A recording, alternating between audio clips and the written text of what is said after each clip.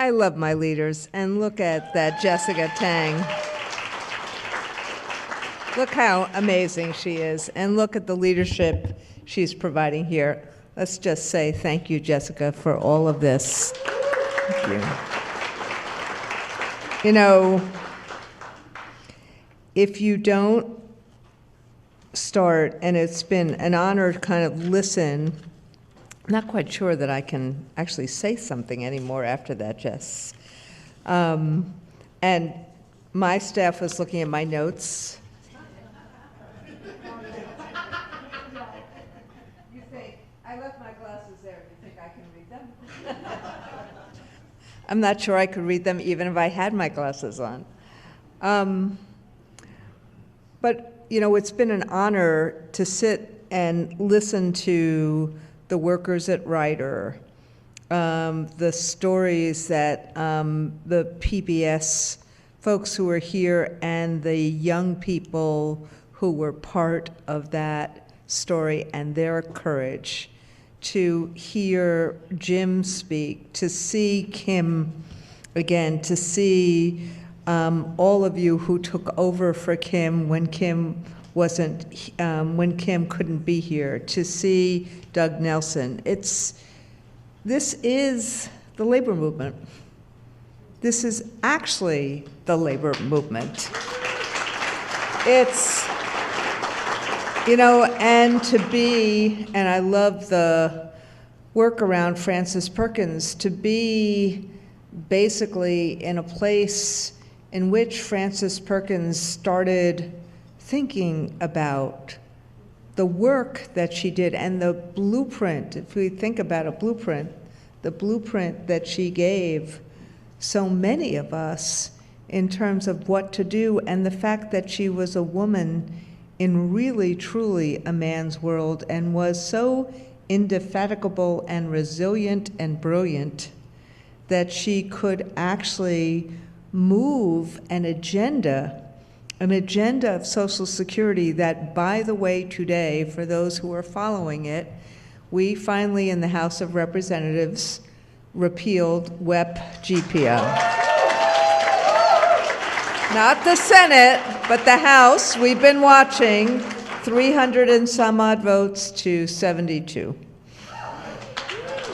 So, as we've been speaking today, my phone has been blowing up with what do we do tomorrow in the Senate? Because even with the election that we just had, and I suspect there's some Trump supporters in the room, even with the election that we just had,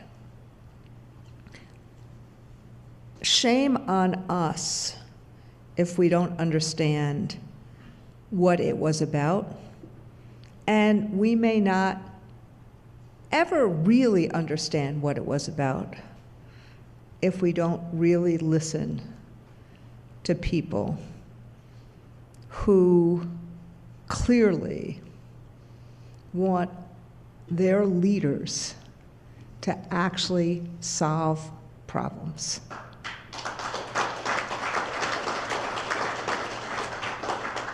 And all too often, in some ways, because those of us who work in education and are part of the labor movement, we are in that transcendent place or that vortex, or whichever way you want to talk about a V, of opportunity in America. So some of us heard Kamala Harris say when she talked about freedom and opportunity and the promise of America, we saw ourselves. We saw it, we felt it. And some people didn't. They saw in whatever Trump and the podcasts and other things were saying, they saw in that a sense of, that's how I get ahead. That's what I need. And for us in the labor movement, and this is a labor crowd, we actually actually are the only movement in America that is cross-generational, cross-gender, cross-race. We actually, because of who we represent and potentially who we could represent America and the aspirations of America, and particularly America's workers. And in some ways, that's why we are so attacked by the billionaires and the gazillionaires.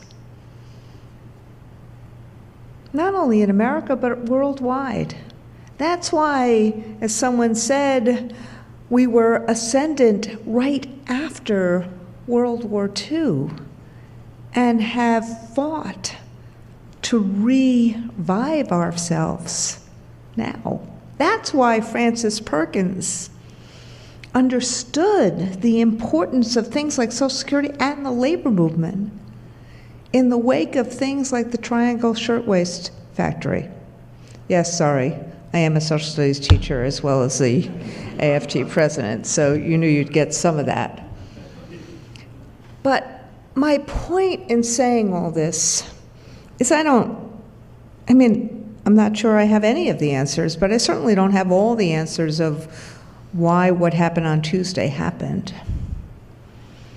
But I do know that if we believe that workers and working families should have a right to a living wage, to a voice at work, to a voice in democracy or in government, should have a way that after a life worked to be able to survive in retirement, to retire and be able to survive in retirement, to ensure that we are not one disease or one medical problem away from bankruptcy, to have family leave so that we can have a family and not feel like it is going to be a huge problem, to not worry about when we have kids or grandkids and elderly parents, what are we going to do if our elderly parent slips and falls and breaks a leg, and then what are we going to do? I mean, these are problems that every working family thinks about a lot, whether one is a migrant or whether one is the descendants of people from Plymouth Rock. This is who our movement is. It may not be so sexy, but it is vitally important for us as a movement to have people in either Washington or Boston or any of the capitals in this country or any of the municipalities, to have people in office that are going to help us, not hurt us. And to have people in office that don't say one thing to garner a vote and do exactly the opposite. So the most important thing I can say to us as a movement, other than thank you for this amazing honor, as someone who went to a labor school, I went to the ILR school at Cornell, and who has had the honor to teach at the ILR school every now and then. I really believe the labor schools are really important, and that's why I was honored to receive the award. But more important than the labor schools is those of us in this room.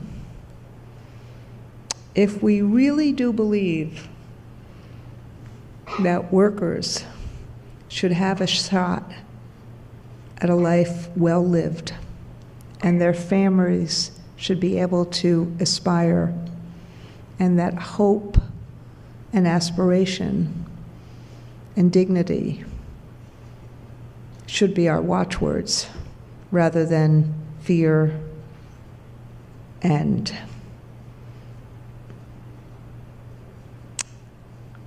no control, and anger, then we as a movement have to find ways, all of us, to really reconnect with the workers of the country and people in the country in the working class that feel so disaffected and feel like they don't have a shot. And we have to use our community writ large to be able to do that. And we can as a workers' movement. I know we can. I know we can because of what I saw tonight. But we have to be intentional about it. So I don't think, and I initially did for a few weeks and a few hours after Tuesday, about whether or not we had lost our democracy, and I carry around this book. It's a very well-worn book on tyranny that Tim Snyder wrote right after the 2016 election. I carry it around a lot. And I love several of the lessons in here, including lesson 2, which is defend institutions, including the labor movement, and lesson 20, which is be as courageous as you can, but also lesson 14, establish a private life. And I'll go through a couple of the others. But bottom line is, we need to be good to ourselves. We need to create community. We need to bring people in who are not like ourselves. And if we do these things and understand that the through line, I think, in this election was, it is the economy, stupid. And that we as a movement, from when we were founded to now, are all about the economy. That we can turn this around to really, really have the real promise of America. Thank you.